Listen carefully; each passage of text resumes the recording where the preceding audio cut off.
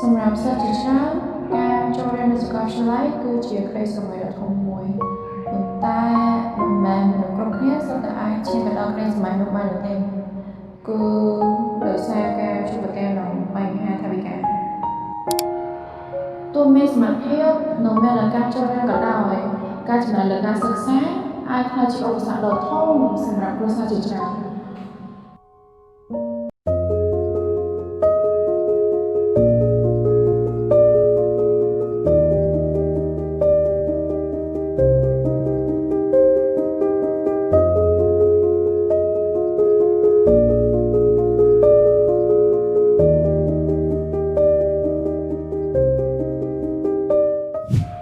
មុននេះខ្ញុំបារម្ភថាមិនអាចបន្តការសិក្សាបានទៀតទេប៉ុន្តែដោយសារកម្មវិធីឥណទានសិក្សាបានធ្វើឲ្យខ្ញុំមានឱកាសបន្តការសិក្សារហូតដល់សប្តាហ៍ថ្ងៃនេះ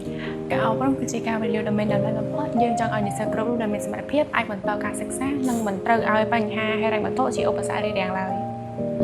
ក្តីស្រមៃក្នុងការបន្តការសិក្សាមិនគួរត្រូវបានរារាំងដោយបញ្ហាហិរញ្ញវត្ថុឡើយតាមរយៈកិច្ចសហប្រតិបត្តិការរវាងសាកលវិទ្យាល័យអន្តរជាតិនិងគ្រឹះស្ថានមីក្រូហិរញ្ញវត្ថុ Delta យុវជនកាន់តែមានឱកាសទទួលបានការគាំទ្រផ្នែកហិរញ្ញវត្ថុ